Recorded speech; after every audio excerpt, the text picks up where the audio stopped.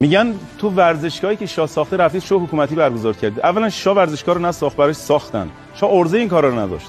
وقتی میتونیم بگیم شاه ساخت که شاه تونسته باشه متخصصین داخلی و توانمند تربیت بکنه تا بتونه کارهای بزرگ بکنن، نه اینکه دست نشانده آمریکا باشی هر کاری خواست تو کشورت بکنه، هر وقت خواست بدون اجازه بیاد تو کشورت جلسه بذاره، تو رو هم که شاه مملکتی رو شرکت ندن، بعد حالا هم یه ورزشگاه بسازه. نه عزیزم، شاه نساخت، غرب ساخت براش. مثل دبی که دارن میسازن، فکر میکنید اماراتیای تنبل و بی ارزه دارن این همه ساخت و ساز میکنن تو دبی؟ خیر، همش رو مهندسین غربی ساختن و میسازن. ولی الان ایران انقدر متخصص در رشته‌های مختلف مثل مهندس و پزشک و چیزای دیگه پرورش داده که خودمون داریم میسازیم کاملا بدون وابستگی به غرب. و آمریکا بدونه همونطور که ورزشگاه زمان شاه رو حسینی کردیم، کاخ سفید هم حسینی خواهیم کرد.